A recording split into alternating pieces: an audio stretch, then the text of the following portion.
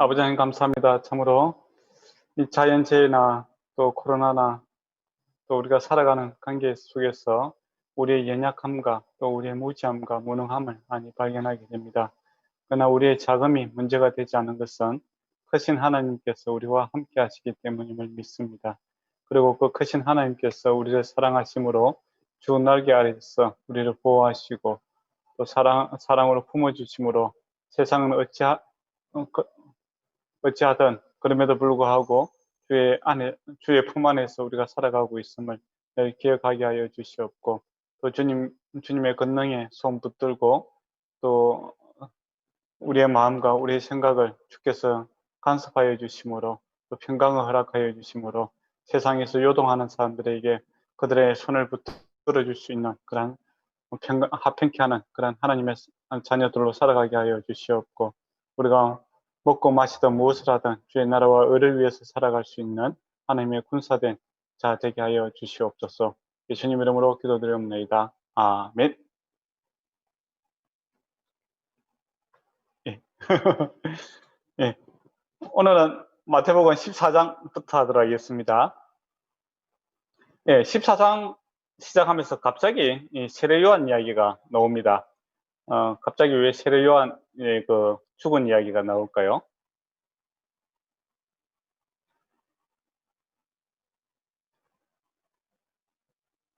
아마도 이제 앞에 천국 이야기를 했지 않습니까? 그러니까 천국의 그 백성들, 제자들은 어떤 삶을 살아야 되는가라고 했을 때, 세례 요한처럼 하나님 나라 복음을 위해서 목숨까지 바치는 그런 삶의 자세가 필요하다.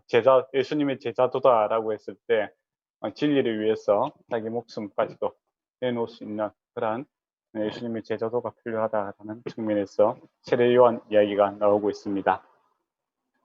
근데 보면 이제 항상 재밌는 것은 이 세례 요한은 두려워하는 것이 그러니까 죽은 세례 요한이 두려워하는 것이 아니라 공부한 헤롯이 이제 그 소문을 듣고 두려워하고 있는 것을 보게 됩니다.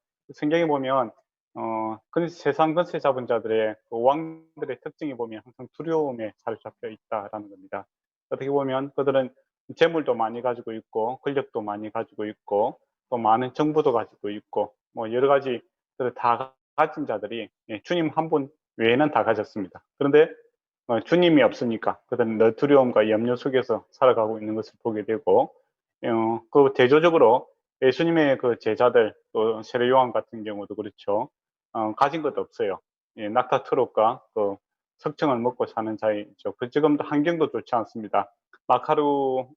마케루스 이제 승체, 궁체라고 하는데 그는 궁도 있고 이제 감옥도 있는 그곳에 잡혀 있던 그가 두려움 없이 살아가고 있는 것을 보게 되고, 또 나중에 제자들도 감옥이라든지 근데 갔을 때 두려워 염려하는 것이 아니라 그들이 감사 기도하고 있는 것을 보게 됩니다. 그들이 가진 것은 오직 주님밖에는 없었다라는 겁니다. 그러나 이 하나밖에 없는 그 주님이 우리의 모든 것을 다 채우고 남는 것을 성경에서 계속 이야기하고 있죠. 그러면 예나 지금이나 세상은 우리에게 늘 두려움과 염려를 주는데, 거기에서 이제 세상의 답들은 뭐 많이 가져라, 뭐 권력이든 돈이든 인기든 명예든 많이 가져야 된다, 쌓아두어야 된다라는 것이 이제 그들의 세계관이죠. 그렇지만은 주님께서는 그것이 우리를 평안케 하는 것이 아니라, 오직 주님 한 분만이 우리와 함께 하시며 모든 것의 문제의 답이 되신다라는 것을 보게 됩니다. 그리고 이것을 아는 자, 또 그 천국을 누리고 있는 자는 그 가치를 위해서 이 세상 모든 것, 앞에서 우리 천국 이야기할 때 그러니까 모든 것을 다 바쳐서 아깝지 않다라고 했지 않습니까? 그것처럼 세례 요한이 지금 자기 목숨을 다 바쳐도 이 천국의 가치와 비교했을 때 결코 손해보는 일이 없다, 아깝지 않다라는 것을 이제 실제적인 모습으로 이렇게 보여주고 있습니다. 그리고 여기에 노는 헤롯 안디바지요. 헤롯 안디바는 그 AD 39년까지 이렇게 통치하다가 로마 황제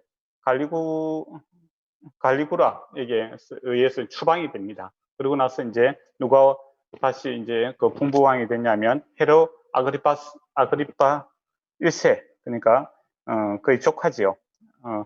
헤롯 안티파의 조카가 이제 그 다시 분부왕이 됩니다. 그래서 안티파가 그렇게 세상 권세라는 것도 자기가 뭐 영원히 누릴 수 있을 것 같아 보여도 그렇지 않다라는 것이죠. 늘 변화가 생깁니다. 그러나 우리가 우리 신분, 주님 안에 있는 이 신분, 예수 그리스도의 제자 된 것은 세상은 변할지라도 변치 않고 이 세상이나 저 세상이나 우리에게 복이 되는 그런 귀한 직분이다라는 것입니다. 그러고 보면 세상 어떤 직분보다 또 왕보다도 더 나은 것이 예수 그리스도의 종으로 살아가는 그런 것이다 라고 이렇게 볼 수 있을 것 같습니다.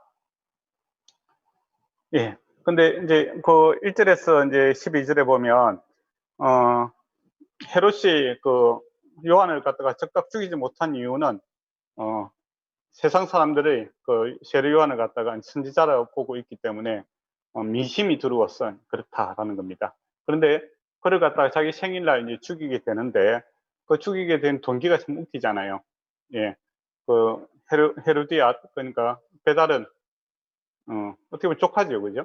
조카의 춤을 보고 그가 마음에 흑심을 품고 그 마음을 갖다 사로잡으려 하다가 이런 일이 발생을 했어요. 그러니까 남자들이 이제 술을 먹고 그러면 허언을 하잖아요. 예, 허언을 하면서 세상에 뭐 절반이라도 주겠다 이제 그렇게 했는데 세례 요한의 목을 달라니까 깜짝 놀랐죠. 차라리 산알백이라든지 뭐 고급 성육차라든지 집어달라 했으면 문제가 아주 쉽게 해결됐을 건데, 이 좋은 어떻게 보면 축제, 생일날 기뻐해야 되는 이 일에 어떤 정적의 목을, 사람의 목을 치겠다라는 것은 끔찍한 일입니다. 근데 그 엄마가 그 딸을 이용해서 이 끔찍한 일을 이제 범행을 진행하고자 하지요. 근데 말을 이제 내뱉었는데 이제 그 헤롯 입장에서는 상당히 부담이 되었어요.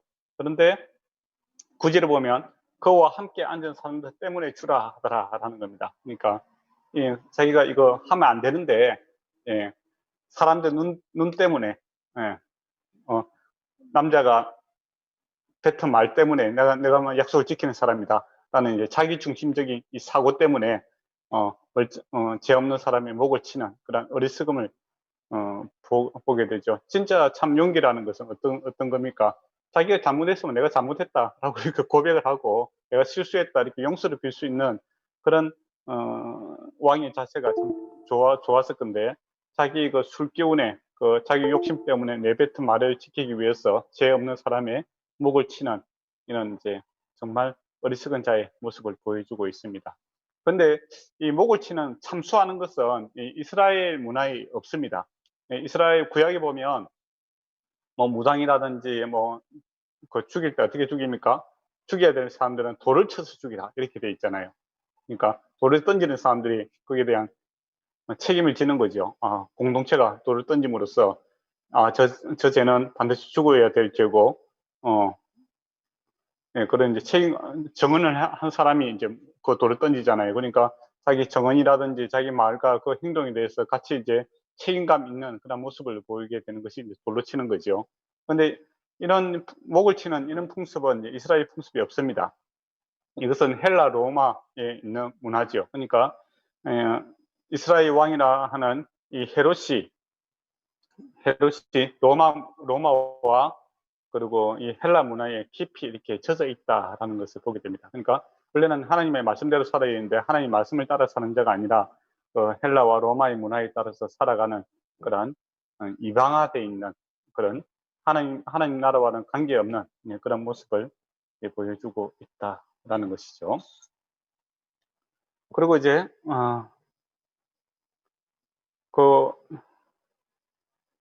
그러고 나서 이제 13절부터 해서 이제 21절까지 이제 이야기가 넘어가면서 500여의 기적이 이제 나옵니다. 이것도 이제 대조가 나타나는 거죠. 어떤 대조가 나타납니까?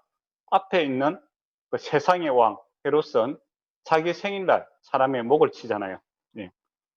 자기들만을 위해서 만찬을 즐기고 있는 그런 모습과 우리의 왕 예수 그리스도는 어떻습니까? 빈들에서 가난한 자들의 배를 부르게 하는 그들의 궁핍합을 영적으로 그리고 정서적으로 또 육신적으로 필요한 것들을 채워주시는 그러한 왕의 모습으로 나타납니다.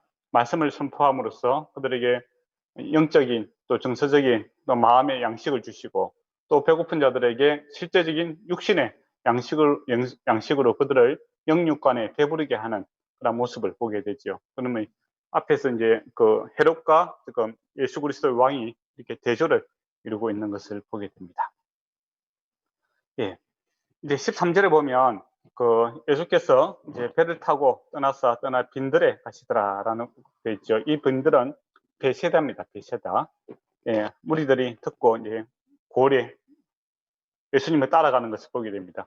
그만큼 그곳이 참 어려운 지역이니까 또 먹고 살기도 힘들고 아픈 사람도 많고 또 영적으로도 심령이 가난한 사람들이 많았는 거예요. 그래서 그 예수님 가시는 곳이라면 다 따라가야 되겠다. 그 부분 외에는 지금 답이 없다라는 이제 상황에서 그분을 따라가고 있는 것을 보게 됩니다.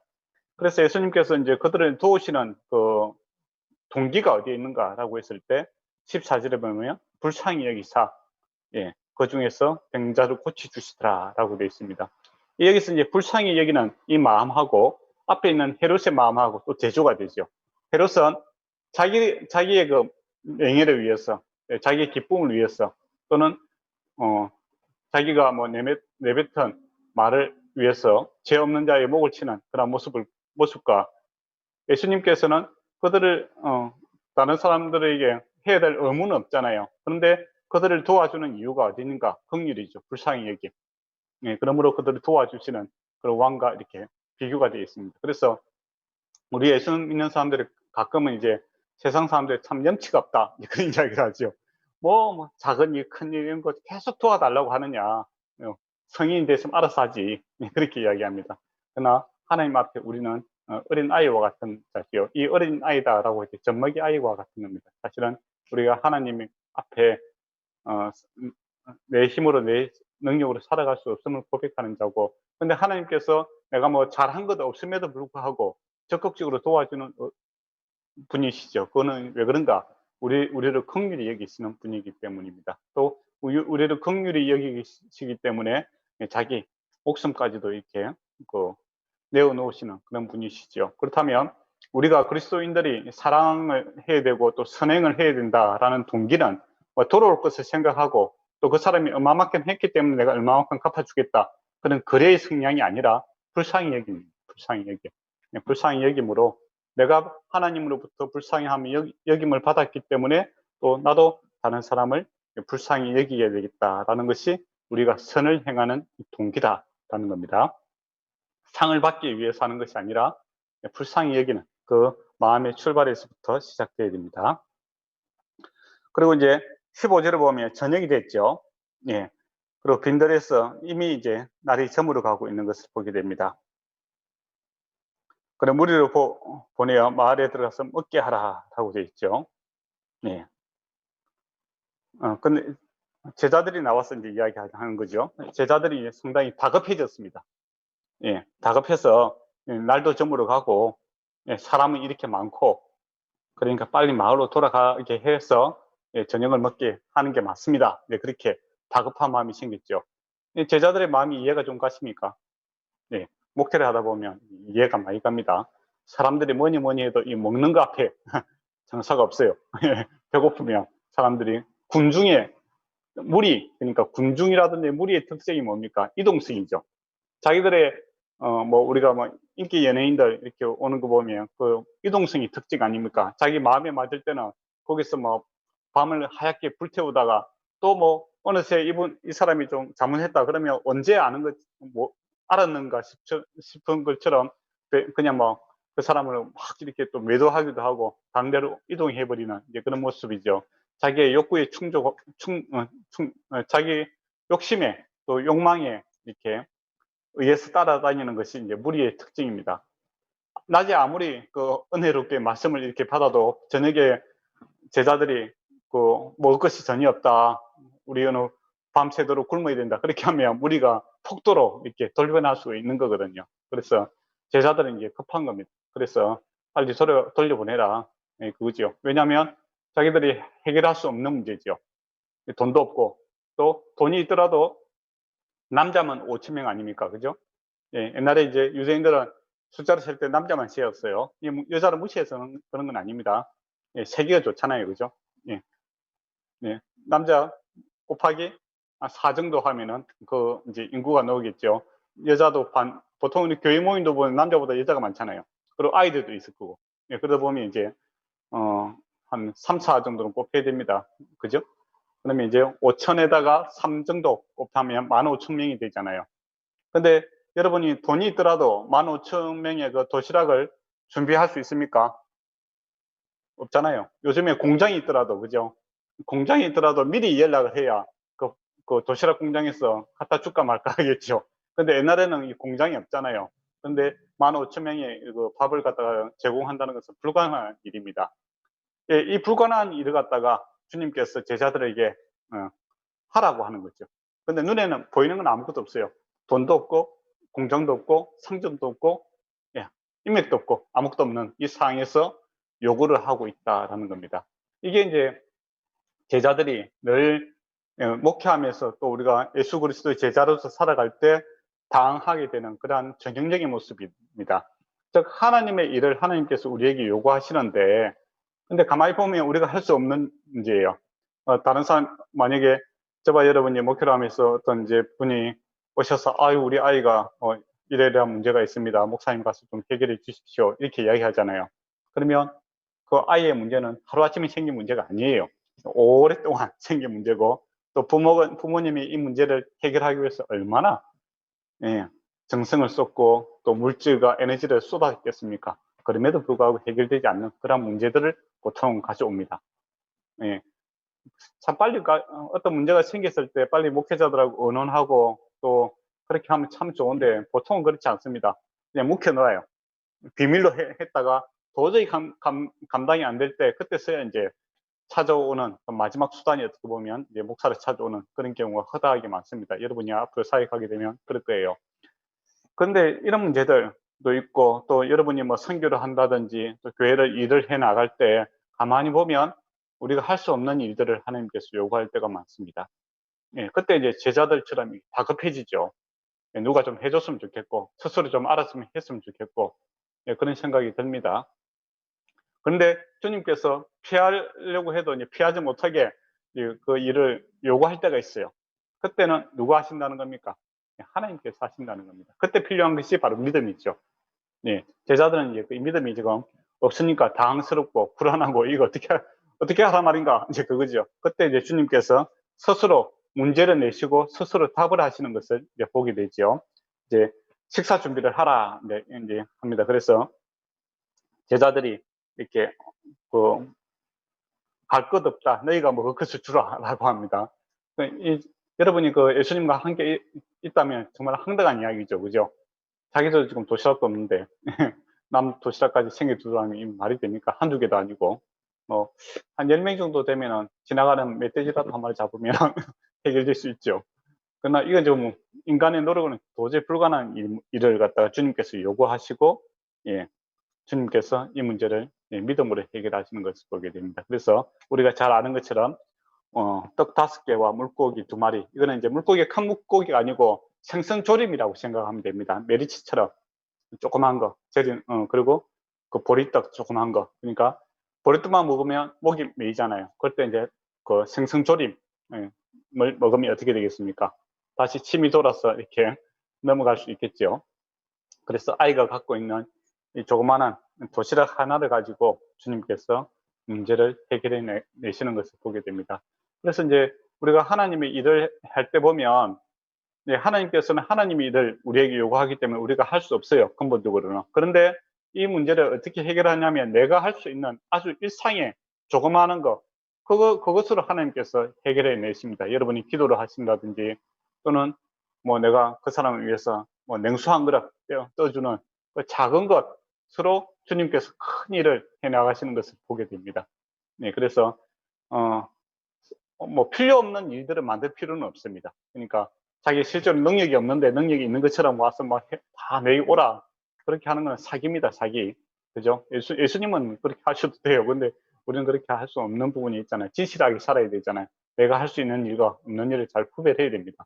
근데 하나님께서 때로는 내가 할 수 없는 일을 갖다 요구할 때가 있다라는 겁니다. 제자들에게 하는 것처럼 너희가 나눠주라라고 했을 때 우리가 이제 성경을 안다면 두려워하고 염려하는 것이 아니라 하나님께서 이 일을 하시겠구나 하고 믿음으로 내 작은 수고와 내가 할 수 있는 것을 하게 되면 하나님께서 나머지 큰 것들을 해 나가시는 것을 보게 됩니다. 그런 일들을 이제 우리가 저도 이제 목회를 하면 또 선교를 하면서 이제 자주 경험하는 것들입니다. 그때마다 하나님의 일은 하나님께서 하시는구나 라는 고백을 할 수밖에 없죠. 그리고 내가 할 수 있는 것이 큰 일이 아니라 사실은 도시락 하나, 어떤 사람과 밥 한 번 먹어주는 거 그리고 또 같이 또 밥 한 번 사주는 거, 커피 한 잔 사주는 거, 그 일로 통해서 하나님께서는 큰 변화를 일으키는 것을 우리가 보게 되죠. 그래서 지극히 작은 자에게 냉수 한 그릇 예수 그리스도 이름으로 해주는 것, 그 주님께서 크게 사용할 수 있다라는 겁니다. 예. 그래서 걱정 마시고 주께서 하신다. 주님의 일은 주께서 하신다라는 믿음을 가져야 됩니다. 이게 믿음입니다. 네. 그리고 이제 축사하시고 예수님이 하늘을 우리를 축사하시죠. 그게 하나님께서 하신다라는 겁니다.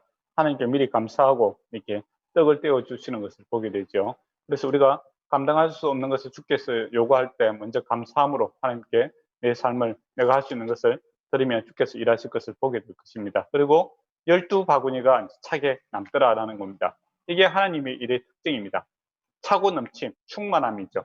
그러니까 개우, 그러니까 나눠 70% 정도 만족할 수 있게끔 주는 것이 아니라 나도 100% 만족하고 다른 사람도 100% 만족할 수 있는 이 충만한 것이 하나님의 역사다라는 겁니다. 그래서 교회는 어느 나라든지 가난한 지역에 있던 부한대에 있던 교회의 특징이 보면 계속 이 구제함으로써 나누어주고 영적으로도 채우고 육적으로도 채워주는 그런 모습을 보게 되죠. 이것이 지금도 주께서 계속 일하시고 있는 그런 모습입니다. 그리고 그 일하고 있는 어떻게 보면 목회자들이나 사역자들이 나는 뭐 쭉 굶어가면서 하는 것이 아니라 나도 배부르고 다른 사람도 배부르게 채울 수 있는 그런 모습을 보게 되죠.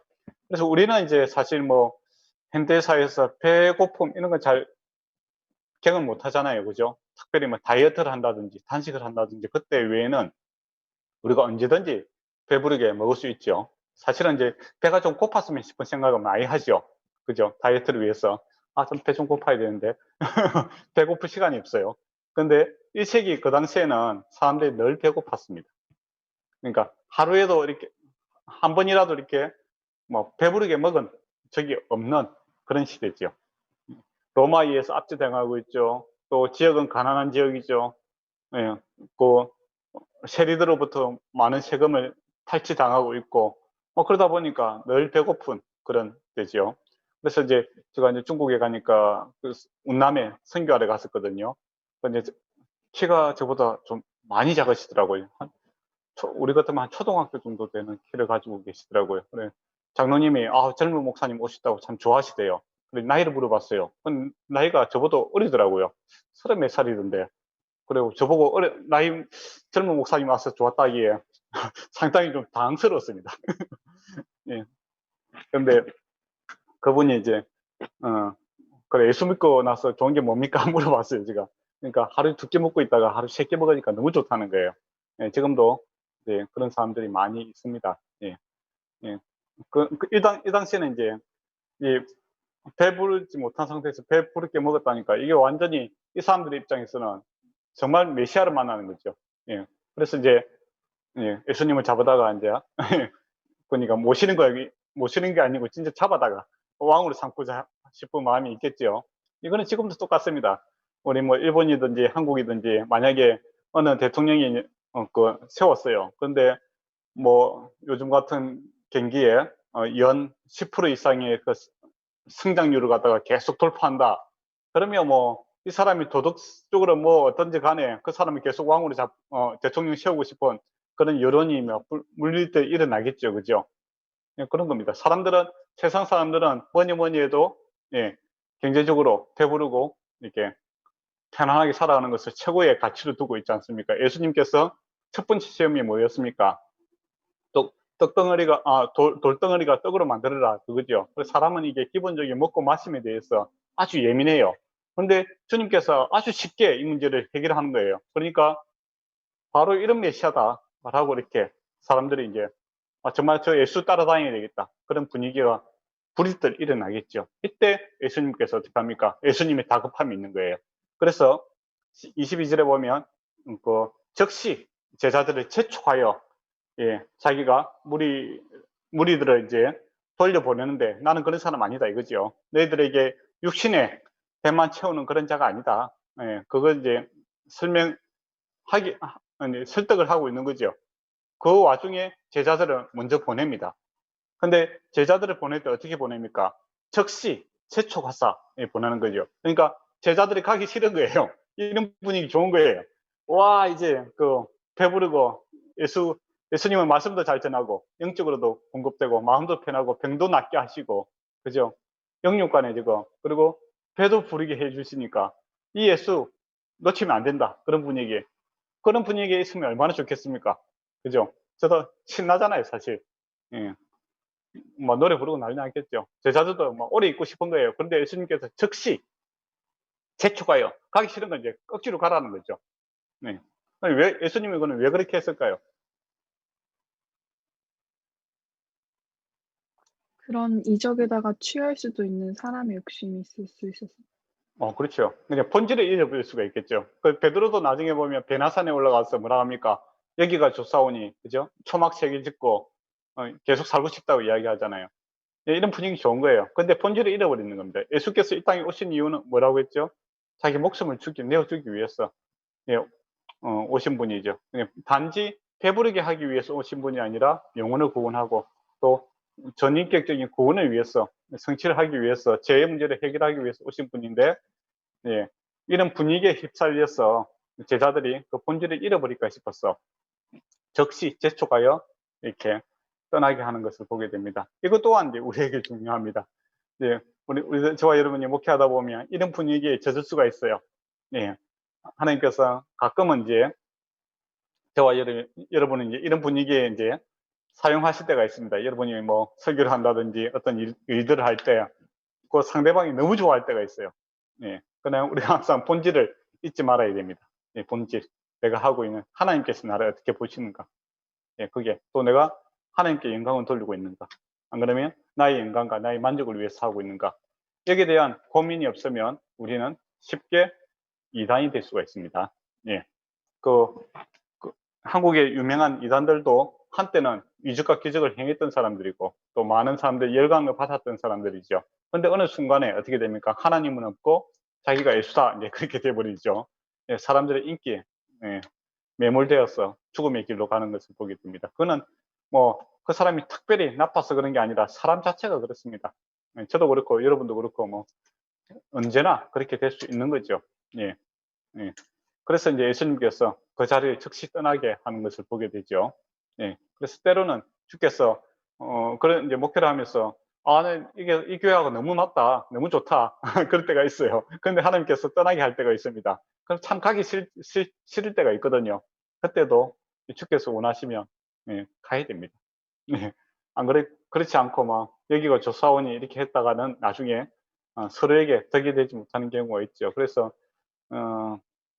목회를 시작할 때는 항상 이게 사표를 하나 항상 넣고 다녀야 됩니다. 내가 그만두고 싶을 때 그만두는 것이 아니라 내가 제일 이렇게 잘 나갈 때 주님께서 그만해라 라고 하면 그만두겠다라는 마음으로 목회를 시작해야 됩니다. 제자들도 그렇잖아요.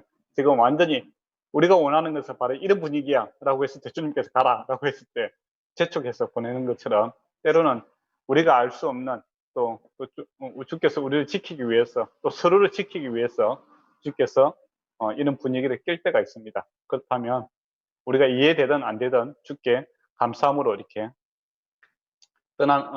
순종하는 것이 참 믿음의 모습이다라는 것을 보게 되죠. 근데 많은 분들이 이제 한번 큰 이렇게 교회에 계시다가 떠나야 되는데 또 사람들도 떠나기를 원하는데 내가 떠나기 싫은 거죠. 내가 여기 좋다 이거죠. 다른 사람이 좀 갈았으면 성도들도 원치 않는데 자기는 있고 싶은 거예요. 예. 그것 때문에 이제 많은 문제가 되는 경우가 많습니다. 예. 그래서 항상 초심으로 내가 왜 목회를 하고 있는가? 나는 왜 이 일을 하고 있는가? 이제 거기에 대한 깊은 고민들과 그런 것들이 필요하겠죠. 그렇게 하기 위해서 뭐가 필요하겠습니까? 바로 기도가 필요합니다. 그래서 예수 그리스도께서 기도의 모범을 보여줍니다. 제자들을 보내시고 이 바쁜 와중에, 이 피곤한 와중에 이런 산더미 같이 많은데 조용히 주님과 하나님과 기도하는 그런 시간을 가지죠. 그래서 저와 여러분이 이제 바쁜 와중이라도 항상 기도가 필요합니다. 그래서 내가 주님의 사람이고 주님의 뜻을 잘 분별하고 있는가, 여기에 대한 깊은 고민들이 늘 있어야 됩니다. 그렇지 않으면 어느 순간에 그런 고민들이 없으면 이제 교회를 사업하듯이 운영을 하게 될 수도 있고, 또는 어느 순간에 자기가 교주가 되어 있는 그런 불미스러운 불행한 일을 당할 수도 있다라는 겁니다. 그래서 기도함으로써 이 사이에 주인은 내가 아니라 예수님이시다라는 것들을 늘 기억하며 가야 됩니다. 그래서 혼자 있는, 주님과 단둘이 있는 그런 시간들을 많이 가져야 됩니다. 그리고 그런 의미에서 보면 여러분이 목회를 하게 되겠죠. 하면은 이제 목회자는 좀 사실 외로운 직업이기도 합니다. 목회를 하면 동시에 친구들이 없어집니다. 예. 옛날에 친구들이 집사님으로 있으면 목사님하고 같이 밥 먹기 싫어해요. 문제가 있을 때 와서 이야기하는 거 외에는 서로 좀 부담스러워합니다. 예. 그러나 우리가 이제 그런 어쩔 수 없어요. 그거는 숙명으로 드려야 됩니다. 그래서 주님과 가까이 함으로써 주님께서 원하시는 건 무엇인가, 이에 대한 깊은 고민들을 계속 해야 되는 것이 목회자들에게 많은 시간을 주시는 이유입니다. 그리고 성도들도 이제 그에 대한 배려를 해야 됩니다. 목사님, 어떤 사람들은 이제 일을 갖다가 세상 일처럼 그렇게 생각하시는 분이 있어요. 시간당으로 목사님 일주일에 3번, 2번 설교하시네. 그러니까 곱하기 시간당 얼마, 뭐 그렇게 계산하시는데 그렇게 생각하시면 안 됩니다. 뭐 목회도 그렇고 또 창작이라든지 예술 같은 분야에서는 사실은 어떤 작품이 나오기 이전에 묵상하는 시간, 또 그 고민하는 시간 자체가 노동입니다. 그래서 우리가 설교 1시간 하기 위해서 어떻게 보면 많은 시간들을 고민하고 또 이렇게 연구하는 이런 것들을 하나의 그 전체적인 것을 봐줘야 되지, 그냥 설교 1시간 한다, 뭐 그렇게 해서 목사님 그렇게 계산하면 안 된다라는 겁니다. 그래서 목회자들이 기도하는 시간, 묵상하는 시간, 고민하는 시간, 이것들이 꼭 필요합니다. 그래서 너무 바쁘게 지내는 것은 옳지 않다라는 것이죠. 목사가 너무 바쁘면 안 됩니다. 좀 주님과 늘 기도할 수 있는 그런 한가한 시간들 꼭 배려해 줘야 되고, 또 목사 자신도 그것을 이제 찾고 추구하려고 노력을 해야 됩니다. 그렇지 않으면 세상의 그 정신에 따라 살아갈 수가 있어요. 설교를 들어보면 하나님의 말씀은 없고 세상에 이렇게 말씀만 가득한 그런 경우가 많거든요. 그런 거는 이제 주의 음성을 듣는 자의 모습은 아니다라고 생각합니다. 그리고 이제 보냈어요. 그럼 이제 그 이스라엘 지도로 보면은 여러분이 산은 높잖아요. 그죠? 산은 높고 골짜기는 깊고 그 깊은 골짜기 안에 뭐가 있습니까? 호수가 있죠. 그러면 우리가 과학 시간에 배우면 어떤 일이 생기겠습니까? 낮에 뜨거웠던 공기가 위로 올라갔다가 밤 되면 식으면 내려오잖아요. 그죠?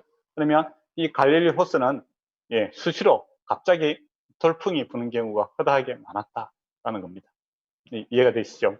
근데 또 제자들 입장에서는 이 바다에 대해서 어릴 때부터 나고 자랐고 또 어부였잖아요. 그러니까 자기들의 전문가입니다. 저녁에 배를 타고 이렇게 보냈어요. 그런데 어떤 일이 생깁니까? 돌풍을 만나게 되죠.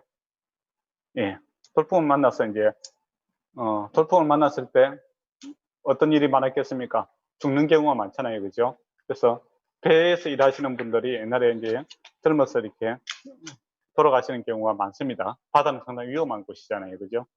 호수는 위험한 곳입니다. 그래서 이제 술이나 떠났더라. 24절을 보면 술이 한 조금 4km, 5km 정도밖에 가지 못했어요. 이 전문가들이 가는데도 이제 돌풍을 만나니까 도저히 이제 가지 못했어요. 그런데 몇 시까지 그렇게 하고 있었는가라고 했을 때 시간이 밤 4경이더라. 밤 4경은 몇 시입니까? 새벽 3시에서 6시 사이입니다. 그러니까 저녁에 출발했는데 지금 시간이 밤 4경이다라는 것은 새벽 3시에서 6시니까 밤새도록 지금 그들은 이제 풍랑을 만나서 이제 고생을 하고 있습니다. 그러면 체력이 바닥이 났겠죠. 아무리 저녁에 오뎅이요, 빵을 많이 먹고 고기를 많이 먹었지만은 밤새도록 여러분이 배 짚고 배에서 고생하고 뭐 그렇게 하면은 뭐 에너지가 가지고 완전히 바닥이 났는 겁니다. 그 정신적으로도 힘들고 이다 죽는다는 것을 자기가 잘 알잖아요. 그 갈릴리 호수에서 살았기 때문에 풍랑을 만나서 죽은 사람들의 이야기가 얼마나 많이 알고 있겠습니까? 아마 가까운 사람들 중에서 죽은 사람이 많았을 거예요. 그러니까 이거 죽었다 라는 이제 공포와 두려움이 대상이었죠. 근데 저 멀리서 보니까 뭐 하얀 무채가 걸어오는 거예요. 다급하게 다바바 그 빠른 걸음으로 왔겠죠. 그러니까 이제 유령이다 그렇게 되는 거죠. 왜 유령이라고 했을까요? 26절에 보면 걸어오심을 보고 놀라 유령이다, 예, 무수하여 소리를 지르는 겁니다. 왜 예수님이다 이야기 안 하고 왜 유령이다, 안 그러면 천사다 이렇게 하지 않고 왜 유령이다, 귀신이다 라고 이렇게 소리 질렀을까요? 그들은 이제 예, 네. 상황이 급박하고 믿음이 조금 부족하지 않았을까요? 네, 그렇죠. 근데 이제 세계관은, 우리 세계관 입장에서 보면 온 천하 만물을 주님께서 다스린다, 또 주님께서 우리를 보호하신다, 이렇게 관점에서 보면 하얀 물체가 나타났다 그러면 천사를 보냈다 이렇게 생각할 수도 있겠잖아요. 그죠? 그런데 이들은 이제 유령이다 이렇게 생각했어요. 그는 이제 그들의 세계관을 알 수 있습니다. 근데 그 당시 유대인들의 생각은 어떤 생각을 갖고 있냐면 육지는 하나님이 다스리는 곳이고 바다는, 물은 이방인이 다스리는 곳이다 이렇게 생각하고 있었어요. 그러니까 그들의 생각에서는 이 바다는 하나님의 통치 영역이 아닌 겁니다. 그러니까 하나님의 통치 영역이 아닌데 모르는 무체가, 그죠? 배도 아니고 사람 같은 무체가 오니까 당연히 뭐라고 생각했겠습니까? 이건 귀신이다. 정말 이제 풍랑을 만난 것도 힘든데 이제 유령을 만났으니까 이제 다 죽었다, 이제 그렇게 생각한 거예요. 근데 주님께서 이제 즉시 이제 다급하게, 주님께서 다급한 겁니다. 즉시, 예, 안심하라, 내니 두려워 말라 이렇게 이야기합니다. 그런데 즉시 이야기했다는 게 더 중요하겠죠. 예, 그들이 사고관을 갖다가 이렇게 완전히 넘어가 버리면 안 돼요. 예, 내가 내니 두려워 말라 이렇게 합니다. 근데 여기서 내니라는 표현이 참 중요합니다. 요한복음에도 에고에미, 원어에 보면 에고에미, 나는 나다 이런 뜻인데 I am 이런 뜻입니다. 영어로. 예, 이게 이제 어디에서 나오는 말이냐면은 이게 바로 구약에서 여호와 하나님, 나는 스스로 있는 자다, 그하고 같은 말입니다. 그러니까 예수님께서 에고에미, 나는 나다 이렇게 하는 것은 이게 창조주 하나님, 구약에서 여호와 하나님, 바로 예수님이시다, 그렇게 이야기하시는 거죠. 그러면서 두려워하지 말라라는 겁니다. 그래서 이제 이 바다 또한 하나님께서 다스리신다라는 것이죠. 원래 이제 구약에 보면 이스라엘도 그렇고 열방도 그렇고 다 하나님께서 주관하십니다. 그런데 성경은 그렇게 기록하고 있는데 그 당시 사람들은 이제 그걸 받아들이지 않고 땅은 하나님이 다스리고, 바다는 이제 이방 신이 다스린다라는 잘못된 신앙을 갖고 있었는 거죠. 그래서 이 위기를 통해서 예수님께서 신학적인 교정을 해 주십니다. 내다 두려워하지 말아라. 바다든 육지든 주님께서 다스리시는, 하나님이 다스리신다. 그리고 너희는 두려워할 필요가 없다라고 이야기합니다. 그래서 이제 우리가 이제 이와 같은 시험들을 당할 때가 있죠. 하나님 살아계신다면 어디 계십니까? 그럴 때가, 그런 생각을 할 때가 있죠. 하나님 살아계시면 왜 이렇게 하십니까? 그렇게 원망할 때도 있고. 근데 이 시험을 이제 끝나고 났을 때 우리가 고백하는 것은 동일합니다. 하나님께서 이 곳에도 함께 하시고, 내가 이런 분야에서 이런 상황에서는 하나님 안 계신다고 생각했는데 이 또한 하나님께서 함께 하셨다라는 것을 고백하게 되는 거죠. 그래서 다음에 이제 유사한 사건이 발생했을 때 하나님께서 우리와 함께 하신다. 나중에 사도 바울은 똑같이 풍랑을 만나잖아요, 그죠? 배 타고 이제 로마를 가다가 그 풍랑을 만나게 되는데 그때도 죽을 뻔하는 거예요. 그런데 하나님께서 그에게 평안을 주시고 흔들리는 사람들을 붙들어 주지 않습니까? 이 바람 또한 하나님께서 통치하고 계시다라는 것을 바울이 이런 그 복음서 또 이런 것을 통해서 알게 되는 거지요. 그것처럼 이제 우리가 다 흔들릴 수가 있어요. 그렇지만 우리가 신앙을 공부하고 또 우리가 신앙의 경험이 쌓일수록, 경륜이 쌓일수록, 예, 이 또한 하나님께서 다스리고 통치하신다. 그러면 두려워하는 자가 아니라, 예, 하나님의 어떤 일을 하실까, 무엇을 깨우치게 하실까, 또 어떤 일을 하실까라는 기대와 소망으로 이 마음이 바뀌게 되는 겁니다. 그래서 흔들리는 사람들에게 붙들어주는 사람이 되죠. 그래서 그 바울이 그 배 안에서 어떻게 합니까? 처음에는 주도권이 로마 병사에게 갔다가 풍랑을 만나니까 기술을 갖고 있는 그 항해사한테 갔다가 이도 저도 안 되니까 어떻게 됩니까? 예.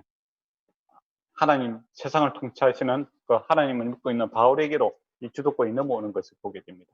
그리고 바울은, 예, 두려움을 주는 자가 아니라 자기에게도 평강을 주고 또 두려워하는 자를 붙들어주는 그런 모습을 보게 되죠.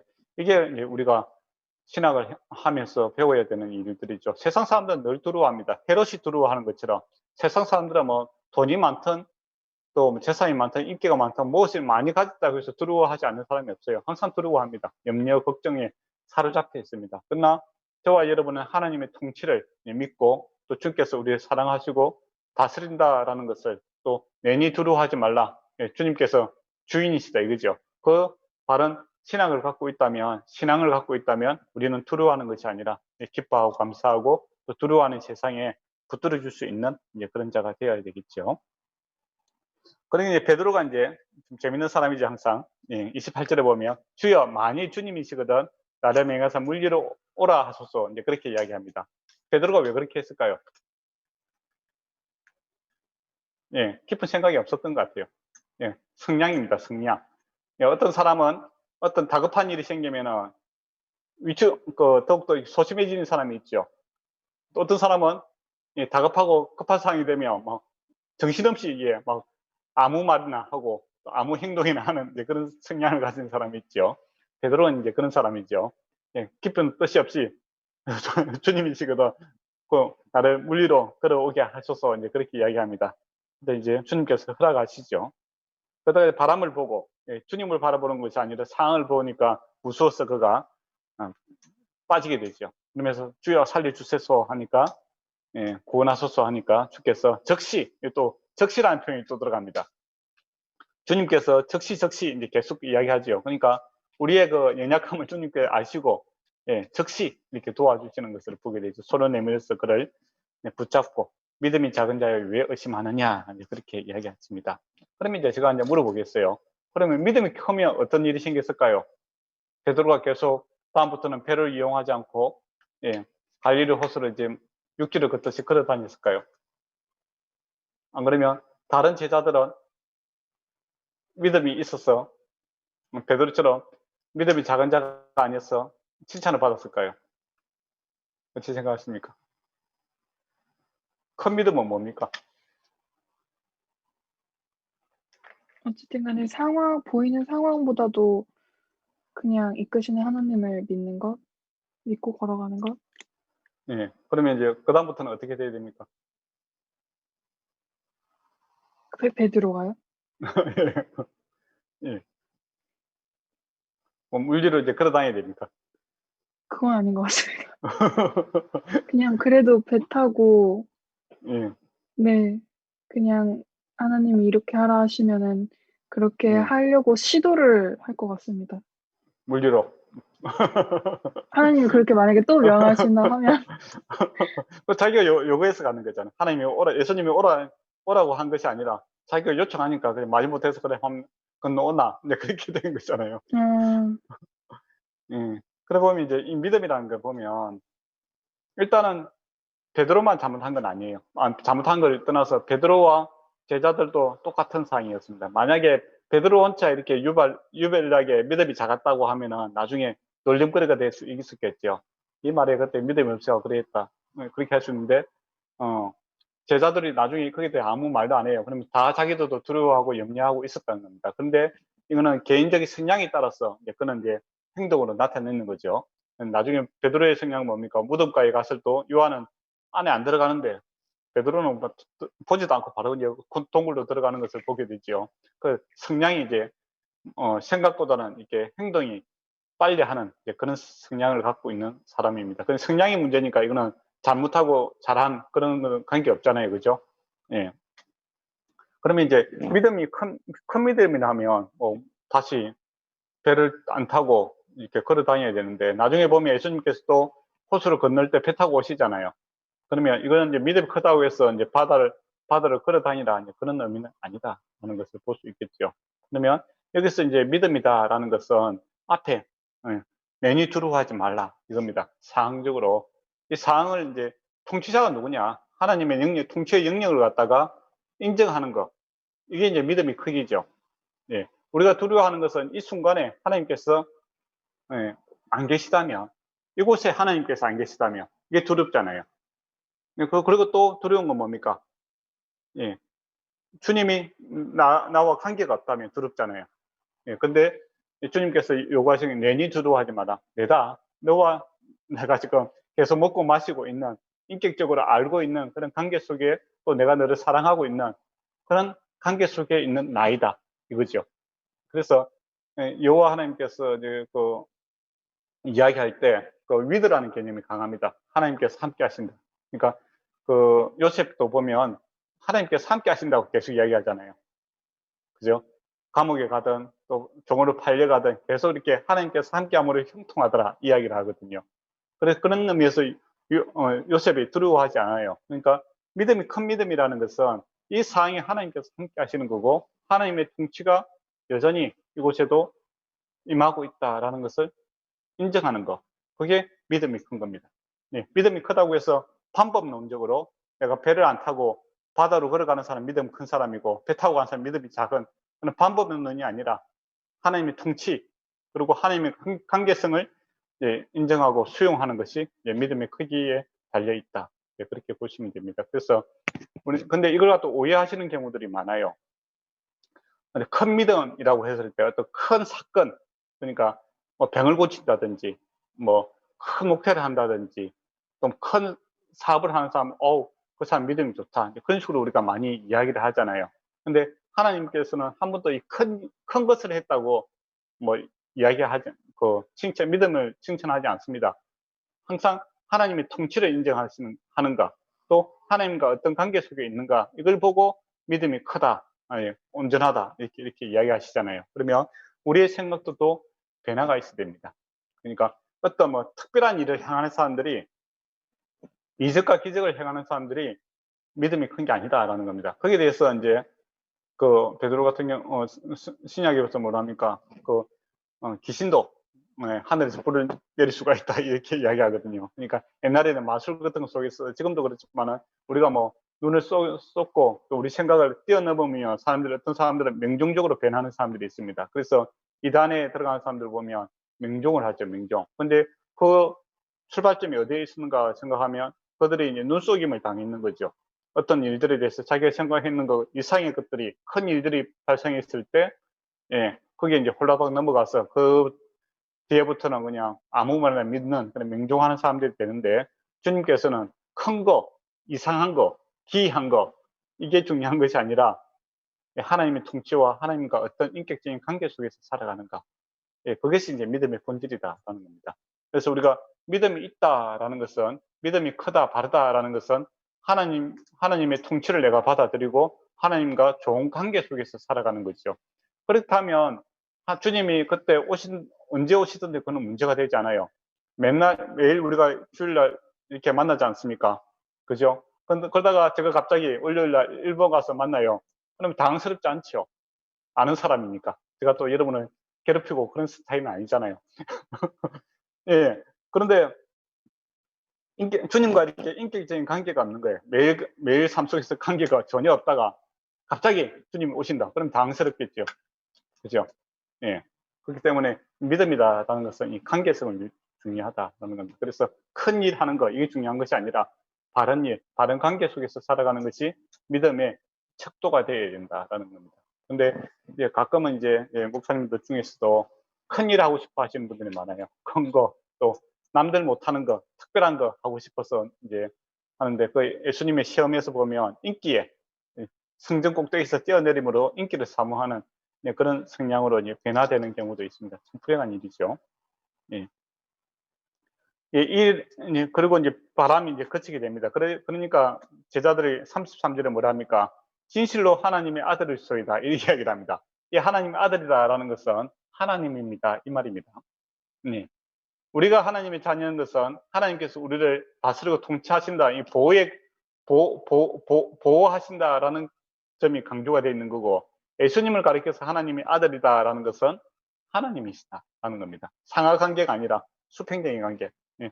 사람의 아들은 사람이잖아요. 예. 그 하나님의 아들은 하나님이시다. 입니다. 그러니까, 비바람.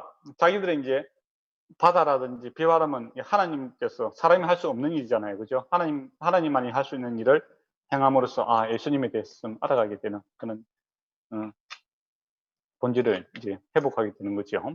그래서 이를 통해서 이제 뭐가 진짜 중요한지를 또 다시, 중요한지를 다시 발견하게 되는 겁니다. 만약에 궁중들하고 같이 있었으면 어떻게 되겠습니까? 이 땅에 빵 만드는 공장, 배부르게 함으로써 세상의 왕이 되고자 하는 것이 더욱더 강화가 됐겠죠. 근데 이 풍랑을 만남으로써 자기들이 아무것도 아니다라는 것을 알게 되는 겁니다. 그래서 겸손을 배우게 되고, 또 정말 주님 한 분 외에는 우리가 답이 없다라는 것을 다시 재확인하게 됩니다. 그리고 34절에서 36절까지 이제 게네세다라는 곳인데, 이것은 갈릴리 남쪽에 있는 지역인데 이방의 땅이기도 합니다. 이곳에서 이제 예수님께서 병든 자들을 데리고 오고 예수님께서 그들을 많이 치유하시는 것을 보게 되죠. 이것 또한 대조가 나타납니다. 어디하고 대조가 나타납니까? 예수님의 본 고향에서는 그들이 믿지 아니함으로, 그죠? 능력을 행치 아니했다라고 13장 58절하고 지금 14장 34절에서 36절이 이제 대조가 일어나고 있죠. 그러니까 본 고향에서는 예수님을 믿지 아니함으로 예수님께서 그 능력을 행치 않았는데, 지금 이제 이 게네사다는 이제 이방 땅이거든요. 이방 땅에서는 그들의 믿음으로 주님의 능력이 나타나는 것을 보게 됩니다. 그렇다 보면 예수님께서 뭐라 했습니까? 가족이 누구냐라고 했을 때 하나님을 믿는, 그죠? 그런 사람들이 나의 가족이고, 또 참 이스라엘이 누구냐라고 했을 때 혈통이 중요한 것이 아니라 믿음이 있는 자가 참 이스라엘이다라는 것을 이제 다시 보여주고 있는 그런 또 대조가 일어나고 있습니다. 그래서 앞에 있는 부분들과 계속 대조를 일으키는 그런 모습들을 보게 됩니다. 이제 14장까지 했는데 14장에서 혹시 질문할 거 있습니까? 네, 있습니다. 예. 그 22절이랑 23절에 보면은 예수님께서 이제 제자들이나 무리들을 보내신 후에 기도하러 따로 산에 올라가시니라 하시는데, 네. 왜 예수님은 제자들을 데리고 같이 기도를 하러 가지 않고 혼자 기도를 하러 가시는지 그게 예, 조금 궁금했습니다. 그렇죠. 저도 궁금하네요. 근데 이게 이제 필요한 거니까, 기도라는 것은 근본적으로 골방에서 기도하라라고 했지 않습니까? 우리의 기도를 가르칠 때, 그죠? 그러면 하나님과 나와의 관계가 중요하다라는 게 중요하죠. 기도의 본질은 하나님과 그 본질이 가르치잖아요. 근데 지금 앞에 문장도 보고 뒤에 문장도 보면 앞에 오병이 이어를 행함으로써 어떤 겁니까? 사람들 앞에서, 그죠? 지금 제자들은 지금 왕이 되고 싶은 거잖아요. 그죠? 근데 우리가 신앙인에서 본질은 사람의 관계가 중요한 것이 아니고, 또 옆에 있는 사람의 관계 중요하지만은 근본적인 중요한 것은 내가 하나님과의 관계가 제일 우선이다라는 것을 보여주고 있는 거죠. 그래서 이 부분이 조금 골방에서 기도하라, 그런 것처럼 기도의 본질은 하나님과 나와의 기본적인 그 관계다. 그리고 제자들에게도 요구하는 것은, 너희가 뭐 인간적으로 사람을 우리가 이제 파이팅 잘해보자, 이게 중요한 것이 아니라, 일에 또 이 일이 잘 되느냐 못 되느냐, 이게 중요한 것이 아니라 하나님과의 관계가, 하나님께서 나를 어떻게 보고 계시는가, 이것이 더 중요하다라는 것을 강조하기 위해서 혼자서 기도하러 가셨다라고 생각합니다. 그리고 나중에 그 예수님께서 골고다에 그 십자가 지러 갔을 때 제자들을 데려가지 않습니까? 십자가 있을 때. 그때 제자들이 사실은 도움이 안 돼요. 예수님이 좀 깨어서 기도하라 했더만 계속 잠만 자고 그랬잖아요. 그죠? 그러면 기도라는 것은 근본적으로 뭐 여러 사람 모여갖고 합심해서 기도한다라는 것은 다 우리의 그 합심이 중요한 것이 아니고 사실은 하나님의 뜻을 구하는 그것에 있어서 하나된 마음이 더 중요하다. 그래서 기도는 항상 하나님과의 관계가 제일 우선이다라는 것이 강조되고 있다라고 저는 그렇게 생각합니다.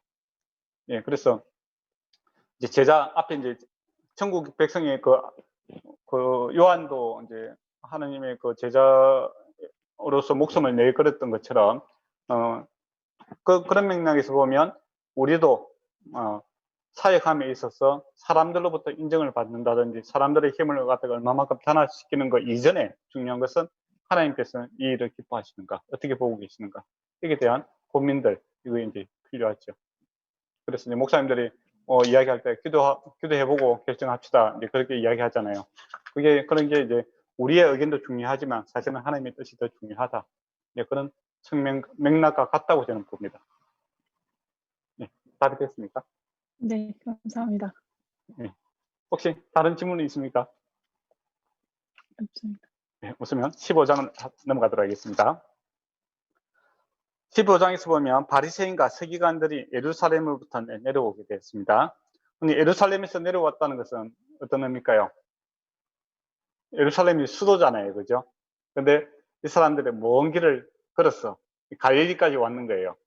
그러면 예수님의 이 소문이 이제 지방에서 일어나는, 시골에서 일어나는 이 사건이 지금 예루살렘에까지 영향을 미치고 있고, 또 예루살렘에 있는 지도자들이 바짝 긴장을 하고 있다는 겁니다. 이 일을 어떻게 해결할 것인가.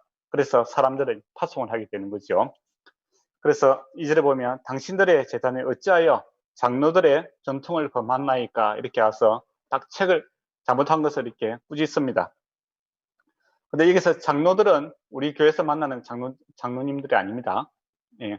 여기서 성경에서 말하는 장로다, 여기서 말하는 장로다라는 것은 율법 교사, 율법을 가리키는 선생님을 가리키는 표현인데, 이거는 단순한 선생님이 아니라 이스라엘 공동체의 이제 종교 지도 종교뿐만 아니라 사회를 다스리는 사내들이라는 그런 단체가 있습니다. 70명의 그 사람들이 구성이 되어 있는데, 실제적으로 이제 이스라엘을 다스리는 그런 기관이에요. 그리고 우리 같으면 이제 국회의원이라든지 또는 행정 사법 기능을 갖고 있는 아주 막강한 그런 곳이죠. 그게 멤버가 될 수 있는 사람이 바로 이게 장로입니다. 그러면 여기서 말하는 장로는 우리 교회에서 보는 장로가 아니고, 이제 실제로 큰 이제 이스라엘 유대 공동체에 있어서 이제 중요한 사람들이고, 또 그들이 이제 하는 일이 뭐냐라고 했을 때 하나님의 말씀을 가지고 이것을 어떻게 적용해야 된다. 어떻게 보면 법을 만드는 사람들이죠. 세칙을 만들어서 적용케 하는 그런 역할을 하는 사람들입니다. 근데 그때 이제 손을 씻는 그런 게 있어요.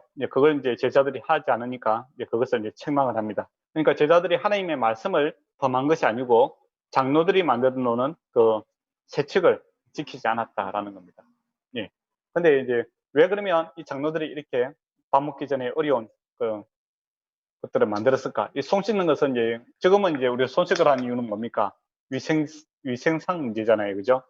세균을 갖다가 뭐 이렇게 없애기 위해서 하는데, 여기서는 이제 그 당시 세균은 위생상 문제가 아니라 의식의 문제입니다. 이 종교 행사예요. 그러니까 뭐 이렇게 손을 씻고 이렇게 막 이렇게 하는 게 한 30분 정도 합니다. 근데 왜 이렇게 복잡하게 만들었을까요? 예. 예. 문화적으로 우위를 가짐으로써 그렇지 못한 사람들을 지배할 수 있는 방법이죠. 네, 우리가 이제 곧 제국, 네, 옛날에 뭐 프랑스도 그렇고 뭐 이게 제국을 한 번씩 건너갔던 나라들을 보면은 이 식사 예절이라는 게 있지 않습니까? 그죠?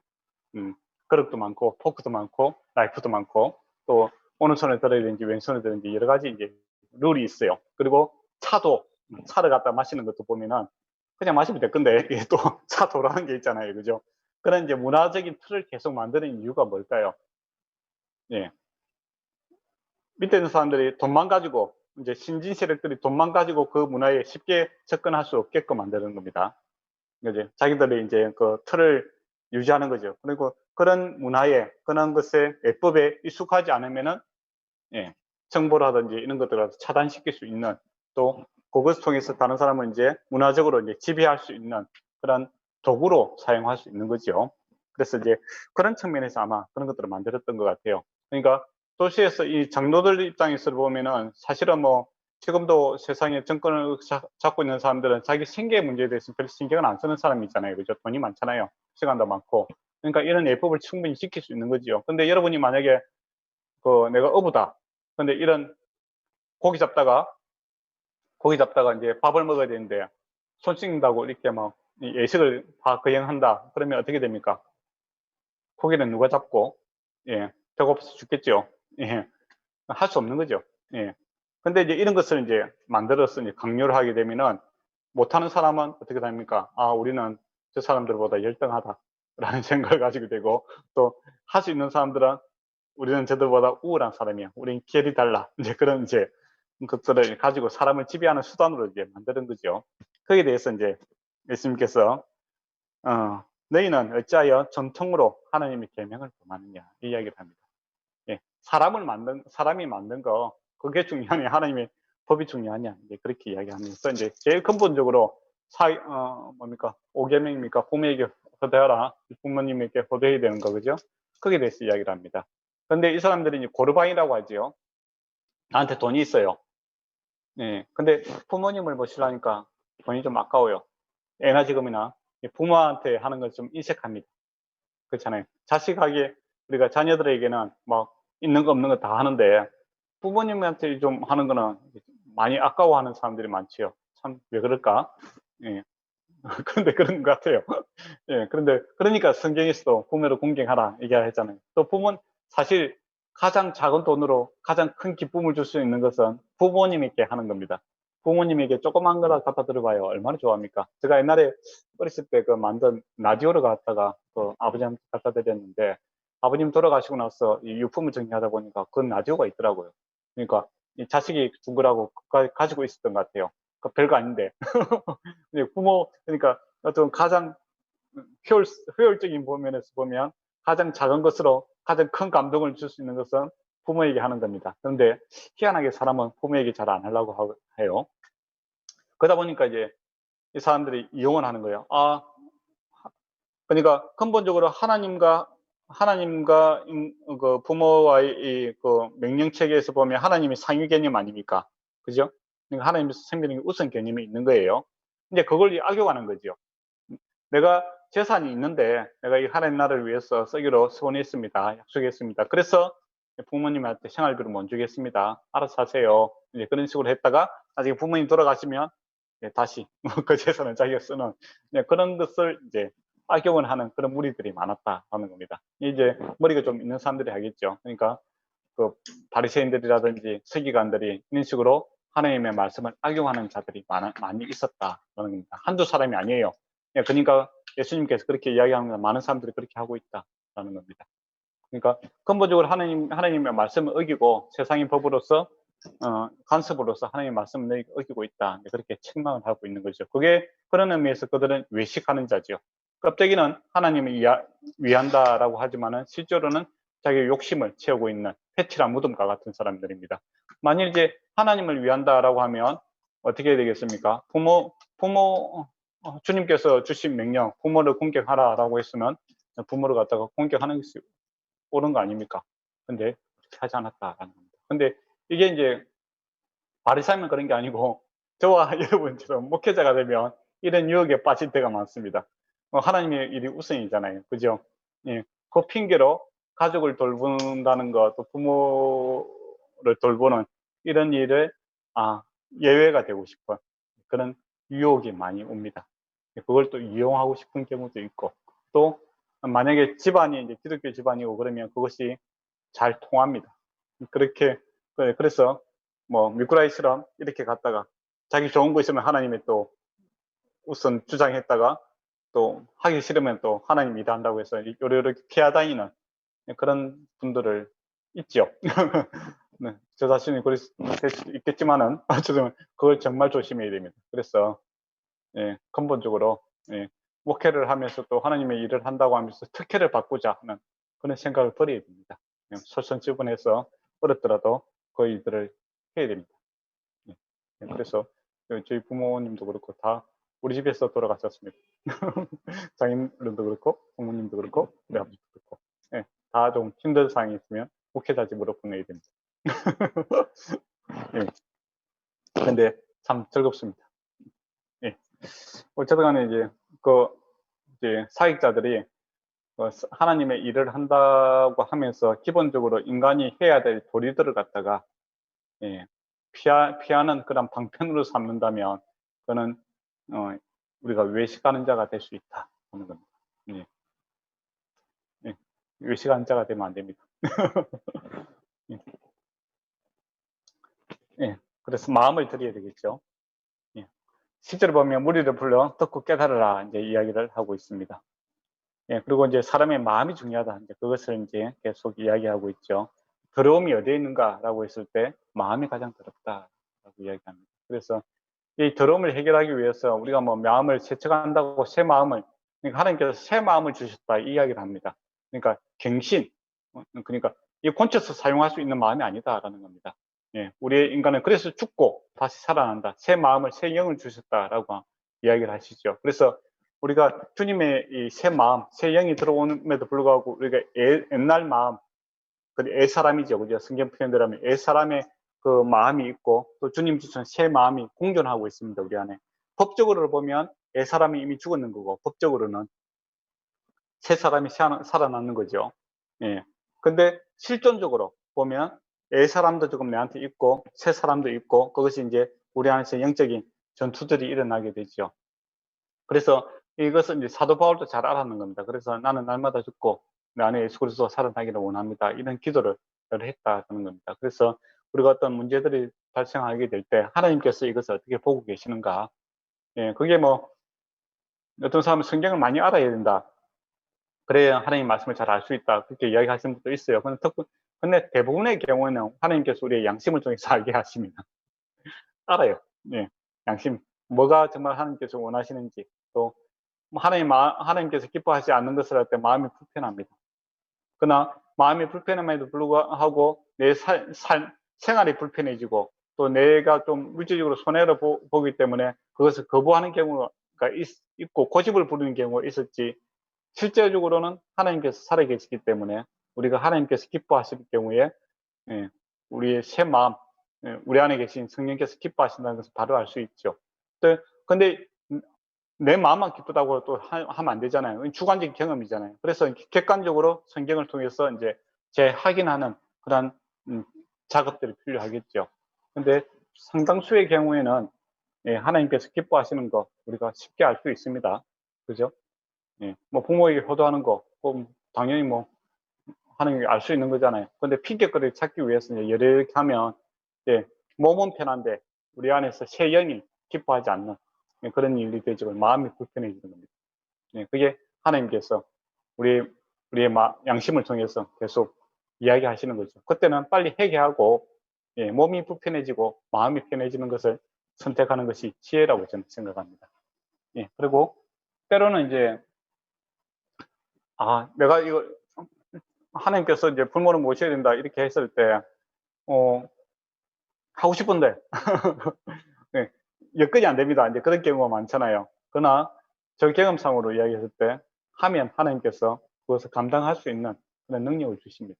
네, 감당하지 아니하는 그런 것은 하나님께 준 적이 없어요. 그래서 하나님께서 요구하시는 거 하나님 말씀이라고 하면 내가 주의 말씀에 순종하여 나아갑니다 하고, 그 몸이 좀 불편해지는 거 그거 수용하게 되면 하나님께서 우리의 마음에 기쁨도 주시고 또 그것을 감당할 수 있는 능력도 함께 주시는 그런 분이심을 우리가 알게 됩니다.